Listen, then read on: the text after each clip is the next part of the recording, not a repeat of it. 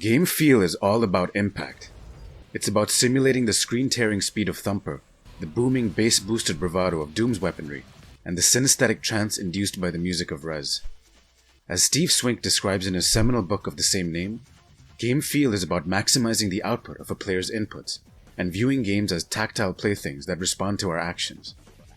If we go to the original Pac-Man, we see dynamic music and a variety of colors, but when we transition to the newer Pac-Mans, there is much more happening, from pulsating colors, an ascending musical scale, camera zooms, dramatic slow motion, and yes, Screenshake.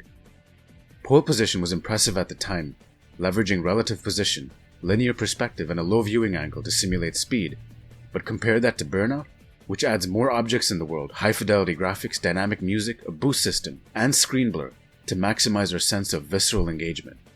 Finally, this is Karateka, one of the first fighting games, which was impressive at the time, but static by modern standards, and compare it to Street Fighter, with its vibrant animated backgrounds and special moves galore. Many people mistakenly think that game feel is about the superficial aspects of game design, that being graphics, sound, and responsive controls, but in many senses it's these superficial features that make games deep. If Raf Koster is right that fun in games is about learning new systems, the responsive appeal of a system is instrumental in enhancing its teaching ability.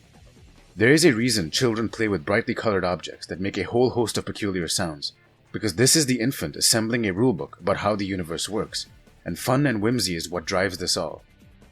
This video is about the art and science of game feel, and how game developers have evolved over time in bringing us the most pulsating kinetic action they can possibly make. Steve Swink argues that games with that elusive feel property have three characteristics. First, they have real-time control over an avatar. This means your actions directly correspond to movements in the world, like in Mario, as opposed to the delayed motion of a real-time strategy game. Second, they have a simulated space and context, so the systems and world design of Devil May Cry 3, where you have enemy placements and level geometry, but also the famous style meter that incentivizes creative play, are all a part of this. If you look at the Unfinished Swan's opening salvo, there is literally nothing in the world, which was its thematic point about negative space, but it has no sense of place. Finally, Swink talks about polish, which is everything you thought game feel was about, from graphics to sound to particles to Screenshake and more. Swink crafted a Venn diagram like this to delineate where different experiences fall within his feel framework, and he further elaborates how these elements of feel are in service to deeper needs, like testing our skills, the pure kinesthetics of control, creating new realities, and ultimately, extending our senses and identity. In his book, Understanding Comics, Scott Mcloud outlines how when we drive a car, the car becomes a part of us, expanding our being, and this is what is happening in many senses when we enter game worlds, amplifying our ability to influence the world around us. You need at least 10 frames per second to simulate motion.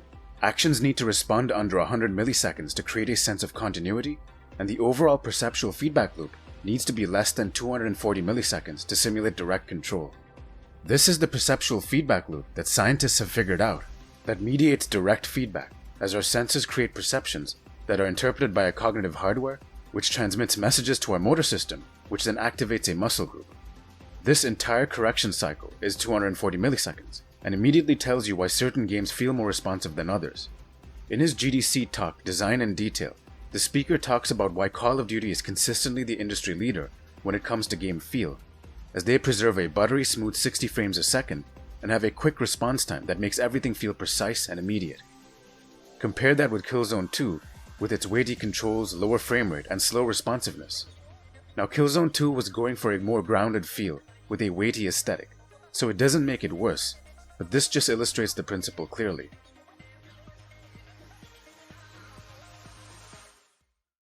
In the original Prince of Persia, the run cycle took far longer than the 240 milliseconds we have to perceive direct input, and what also happened is that it locked out the player from its animation, so if you started an unresponsive run cycle, you had to wait for it to play out, giving you the impression the avatar was not responding to you. This is an important thing to keep in mind. How quick does an input respond, and does it lock the player out? This actually affects the skill ceiling of a game. For example, Assassin's Creed's combat system is viewed as one with a low skill ceiling, because the animations are slow, take a while to respond, and lock you out after its input. What this does is put a cap on the skill of the combat as a higher response time doesn't do anything for you. If you look at Bayonetta 2 though, the attack output is instantaneous. You can cancel into a dodge at any time, giving it a responsiveness. But this also elevates the skill ceiling, as it allows for quicker reflexes and creative play to shine, enabled by the feel of the game. However, if you take a combat system like Dark Souls, which also locks you out after you input a command, its high skill ceiling comes from the difficulty of the enemies, forcing you to be very deliberate with your attacks. In fighting games, moves that yield a higher reward often have a lot of recovery frames to balance them in the risk-reward meta, leaving you vulnerable to attack afterwards. This shows the importance of the design of a context surrounding your avatar's control, as this is where depth can come from. The context of mechanics is very often ignored, and this can be the downfall of a lot of games. If you look at the Guitar Hero and Rock Band games, the notes that come on the screen feel like they are just weightless facsimiles descending in an abstract space, giving it absolutely no sense of feel, so it relies on its peripherals to simulate the sensation of creating music. Compare this to two of my favorite music games ever. Thumper forces you to actually collide with the walls and ground, generating music with the intrinsic physicality of your motions, and Res leverages something called quantization and dynamic layering to make the world respond to your inputs with harmonized music. These games leverage feel to make you feel more like the author than the recipient of music, giving them a more powerful sense of agency, despite not having peripherals to work with. Understanding inputs is essential for our understanding of game feel, and here, Steve Swink introduces the attack, decay, sustain, and release framework. The way it works is that this segment tells you how long it takes for the pressing of a button to reach its maximum state. This section designates the continued input, and this falling section delineates what happens after you let go. To give an example, the original Donkey Kong had an ADSR that looked like this, giving it a very stiff cadence as it would immediately respond to your left and right commands, with no gradual sense of momentum. Compare that with Mario's ADSR, and it felt much more like a believable character. Racing games take a while to reach maximum speed, and this helps the feel as it creates a sense of acceleration, heightening the sense of pace. A sense of speed is tricky to do, but lowering the field of view, creating more objects that speed by using relative size and position, and screenshake and blur like in the underrated Shift games, all enhance this. Other related aspects of input include dimensionality, sensitivity, and versatility. Dimensionality refers to how many states an input can be in, and in how many dimensions. Sensitivity is how impactful an output is to a corresponding input, something a lot of shooters allow you to customize to make the controls more responsive. And finally, we have input versatility, which is about the combinatorial repertoire afforded by the inputs and systems of a given interface. To go back to Mario vs. Donkey Kong only had one type of jump, regardless of how hard you press the button, but Mario varies the input by recognizing different types of jumps depending on how hard you press. It also allows you to combine a jump with movement in the air, combine the movement wind-up speed with the jump distance, and then use a whole host of other modifiers. By Mario 64, we could combine buttons, do triple jumps, wall jumps, roll, and use our momentum in multiple directions to have a truly versatile character. However, the context is also important here, as the design of the obstacles in the world allows players to actually use these movement systems in engaging ways, and speedrunners can endlessly try to perfect this because the context affords it. Devil May Cry 3 is another great example of this. You can attack normally with a button, or delay the sequence of inputs for modified combos. You can press forward and attack to thrust, backwards and attack to launch, get in the air with an attack, and you have a weapon switch and gun switch you can transition to mid-combo, each with their own set of moves and properties. There are also multiple styles that add modifiers to existing moves, and by Devil May Cry 4, you could actually switch between styles during combat, amplifying the possibility space exponentially. Furthermore, the context of the game incentivized using these systems. The style system rewards you for playing with creative flair, grading you on your ability to use novel moves and tying this to rewards. This also fit within the thematic context of being a demon-hunting trickster. The level design converged on creating an optimal context as well. As Devil May Cry 1 felt too confined and fixed, Devil May Cry 2 lost a lot of the responsiveness of control and had two wide open levels, but Devil May Cry 3 and 4 switched between camera angles, created medium-sized spaces, and allowed the player to play the role of cinematographer to enable creative expression. This is why games like Mario and Devil May Cry are held at the pinnacle of their respective genres.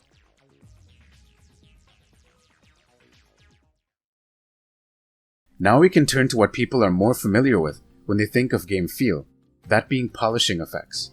First, let's turn to a company that has become synonymous with the Screenshake. In their talk, The Art of the Screenshake, game developer Vlambeer outlines what they do to their games to juice them up.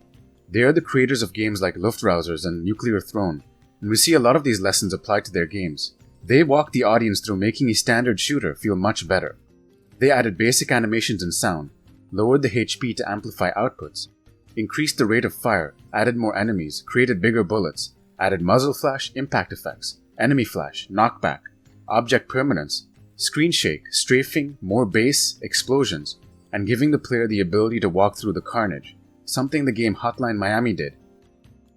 One of the most popular talks on this subject, called Juice It or Lose It, takes a Breakout clone and enhances it by adding color, scales, wobbles, sound, but also something called tweening, where objects bend and take time to run the course of their animation.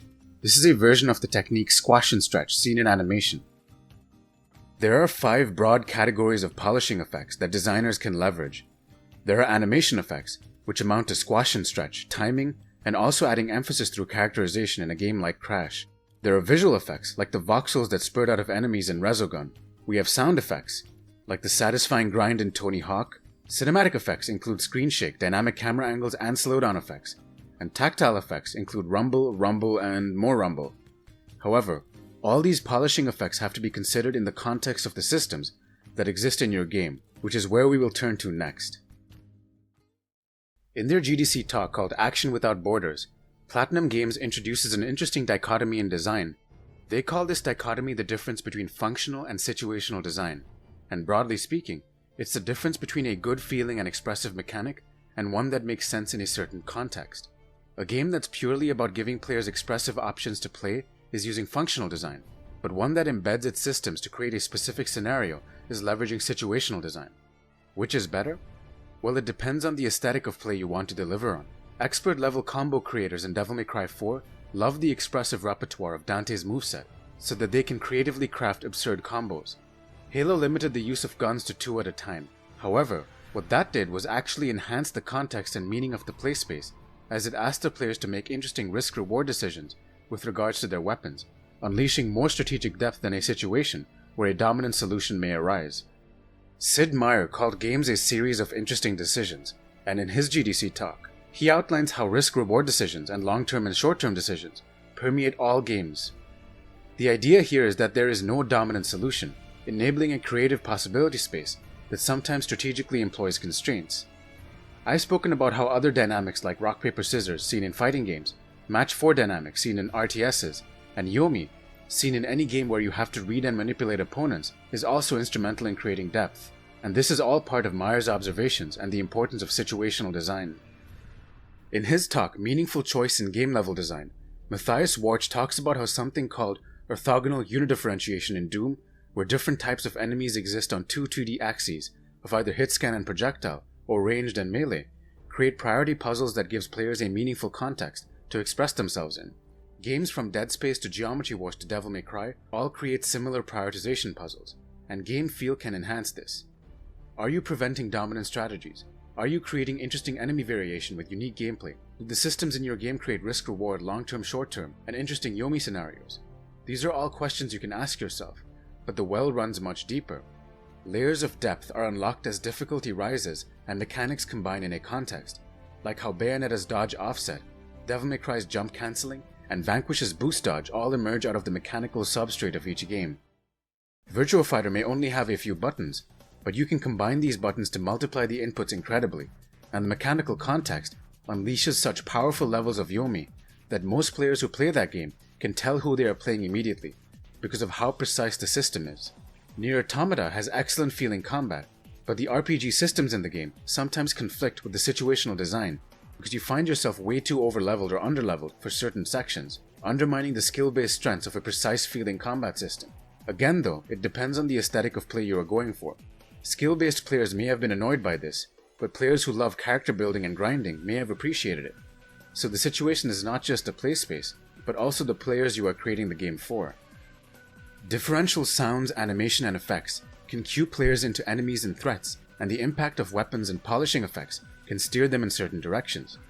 Great fighting games have animations that telegraph the moves, the more frames it takes, and games like Bayonetta will never allow enemies to attack you from off-screen unless there are obvious cues. Also, a lot of tournament players for Street Fighter 4 actually chose to play on the training stage, a level with no polishing effects, because it actually distracts from the strategic action on screen. The responsiveness of a character's pivoting motion, the friction they feel, and the time it takes to accelerate alter what kinds of platforming challenges you should make. Super Meat Boy's tight ASDR and versatility allows absurdly difficult challenges, but the loose, floaty, and unresponsive feel of Little Big Planet makes difficult platforming almost impossible and frustrating. However, they were going for a realistic craft-like feel, so again, it works for that game. A game like Cannonball has what's called a ghost jump, and shmups have smaller hitboxes to allow more agency and power to the player. Ultimately, polishing effects work in conjunction with the underlying systems of a game to deliver a particular experience.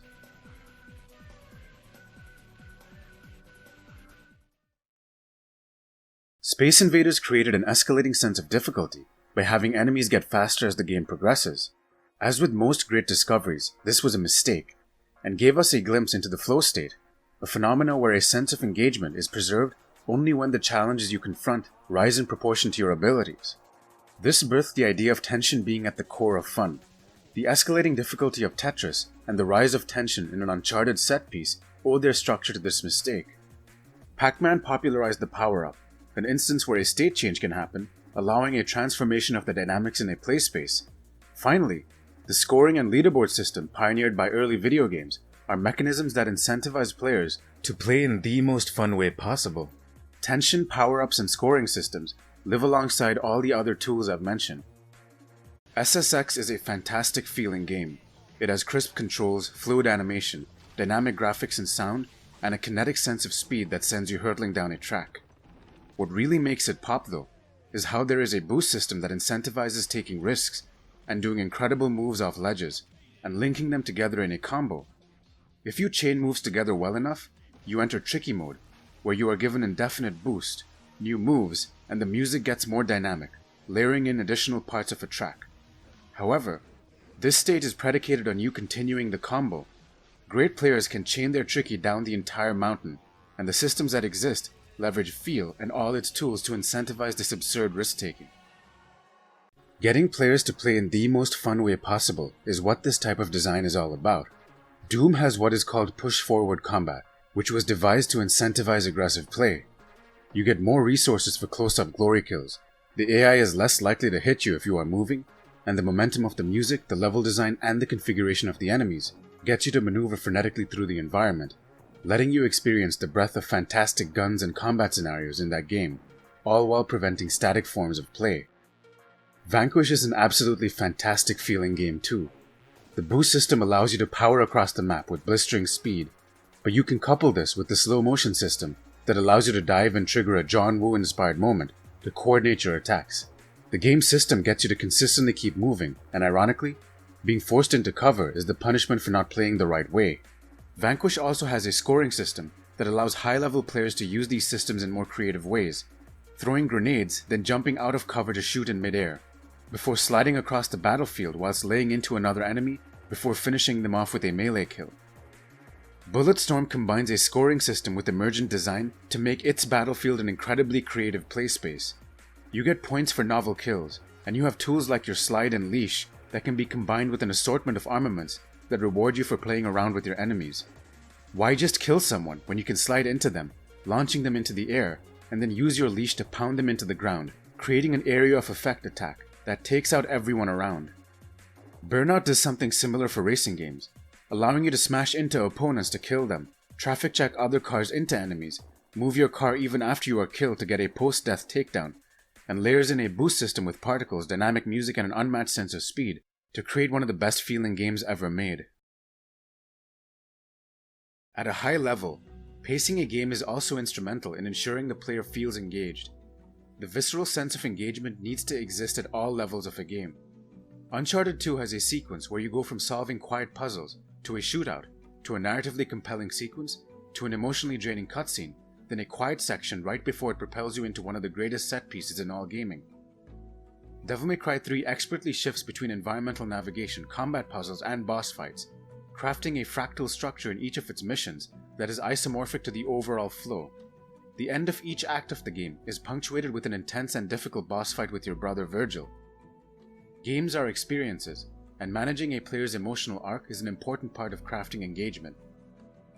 A recent example of game feel ties a lot of these principles together in a powerful way. The Tetris Effect is a stunning reimagining of an old concept. Moving a piece adds sound to the music that harmonizes with the underlying beat, leveraging a tool called quantization to make sure there is no dissonance. Every line cleared also adds a different sound, and sometimes causes something to happen in the background. The faster stream of blocks is also present. Reflecting flow theory, there is a point system that encourages creative play, and now there is a new zone mechanic, which functions like a power-up. It allows you to trigger a sequence where you can build blocks all the way to the top without consequence, and the music adjusts horizontally to make you feel like you are the author of your own cathartic release. Also, the music layers additional versions and vocal complements to existing versions of a track when you trigger certain line requirements in stages, and this is also coordinated with the shift in speed of the play pieces on the board.